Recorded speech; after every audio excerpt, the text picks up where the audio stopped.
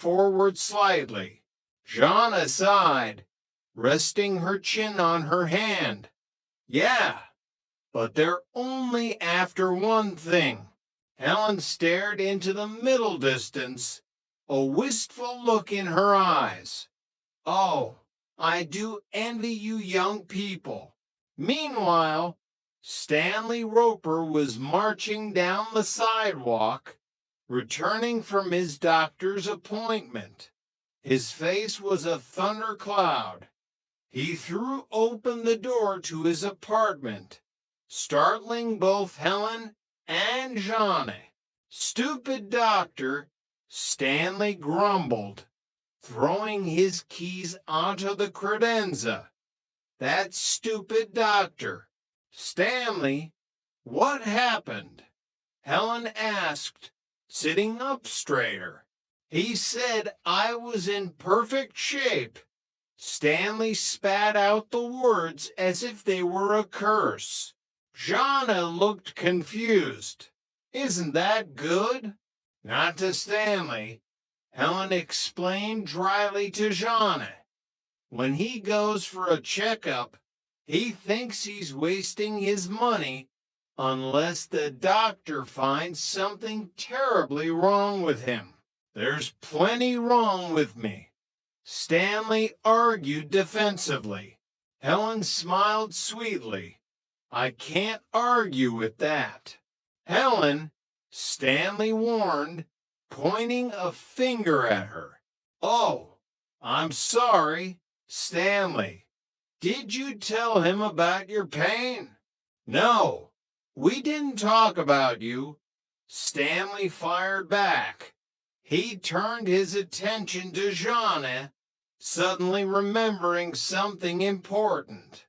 Oh, by the way, your wife was just telling me that day after tomorrow is a very special day, he said, gesturing vaguely at Helen. Special? Helen asked, a spark of hope igniting in her eyes. Wednesday? Stanley asked, looking at his imaginary watch. Beretta, Charlie's Angels. Helen's face fell instantly. Oh, hold it, hold it, hold it. Stanley continued, completely oblivious to his wife's crushing disappointment. He stepped closer to Johnny. I want you to talk to your roommate, Chrissy, and warn her. Okay, Jonna said cautiously. About what? Well, I was looking out this window about 3 o'clock in the morning last night, Stanley said, lowering his voice conspiratorially, and I saw her walking around half naked in her nightgown. Jonna gasped. What? Oh, my God. She's sleepwalking again. Sleepwalking? Huh? Stanley crossed his arms, looking stern. This is a decent neighborhood. Now, if she wants to walk in her sleep, you tell her to get dressed before going to bed. That's a brilliant idea. Helen drawled from her chair. All right, Stanley, let's address the elephant in the room. How did you just happen to be peeping out the window at 3 o'clock in the morning? Stanley bristled. Peeping. Me. I wasn't peeping. I wanted to see what the weather was like. Then why didn't you look out our bedroom window? Helen challenged. Stanley scoffed. And wake you up. You wouldn't want me to wake you up in the middle of the night, would you? Helen stared at him deadpan. Heavens, no. And break your perfect record? Chapter 7. Honest Larry's Bargain. Upstairs in apartment 201, Chrissy was sitting at the kitchen table, her head buried in her hands. I walked out on the street in my nightie. Chrissy moaned, peeking through her fingers at Johnny. Oh, Johnny, I am so embarrassed. Oh, hey, forget embarrassed, Johnny said, pouring her a cup of coffee. I'm just glad that you weren't hurt. That's all. A car could have hit you. Now, Chrissy, what's making you walk in your sleep this time? What's bothering you?